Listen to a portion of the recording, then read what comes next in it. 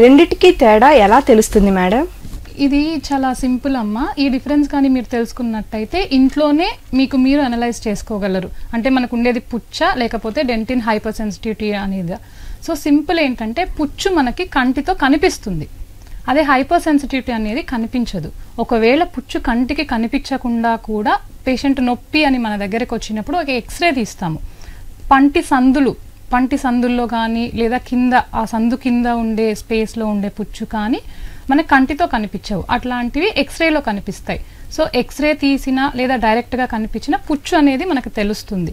ఇది ఒక first difference. Second difference ఏంటి అంటే ఈ పుచ్చు మన ప్రమేయం లేకున్నా కూడా నొప్పి ఉంటుంది. ఈ పుచ్చు నొప్పి అనేది మన ప్రమేయం లేకుండా దానంతటా అదే వస్తుంది. కానీ ఈ హైపర్ సెన్సిటివిటీ అనేది ఏంటంటే మన ప్రమేయంతోనే వస్తుంది.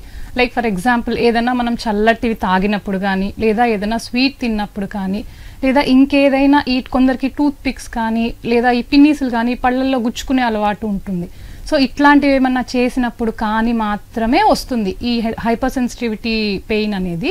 అదే పుచ్చు అయితే మనం ఏం చేయాల్సిన అవసరం లేదు. కొందరైతే వస్తుంటారు, మేడం రాత్రి 3 గంటల దాకా నాకు నిద్రే పట్టలేదు, మనం ఏం చేయకున్నా కూడా ఈ పుచ్చు నొప్పి అనేది వస్తుంది.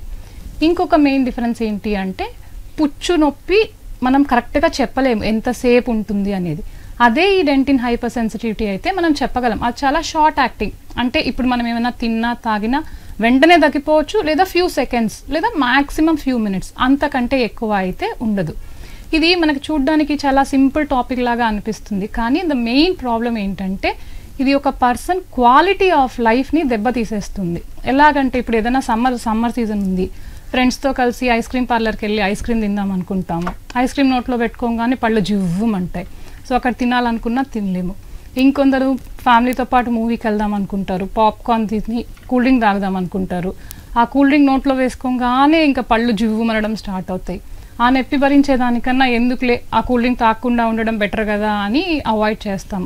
కొందరికి లేయంగానే వేడి వేడి టీ కానీ కాఫీ కానీ తాగే హ్యాబిట్స్ ఉంటాయి, అవి కూడా వాళ్ళకి నచ్చిన టైంలో నచ్చినట్టు చేయలేరు. ఇలా మనకి ఏం కావాలన్నా ఏం తినాలన్నా మనము చెయ్యలేకపోతాము. ఒక సామెత ఉంటుంది, కోటి విద్యలు కూటి కొరకై అని. అలా మనం ఎంత సంపాదించినా లాస్ట్కి మనకు కావాలనుకునేది తింటే అందులో ఉండే హ్యాపీనెస్సే వేరే. బట్ ఈ హైపర్ సెన్సిటివిటీ అనేది ఉండే పేషెంట్స్లో ఏంటంటే ఆ హ్యాపీనెస్ అనేది వాళ్ళు ఎంజాయ్ చేయలేరు. So patient quality of life అనేది తగ్గిపోతూ ఉంటుంది.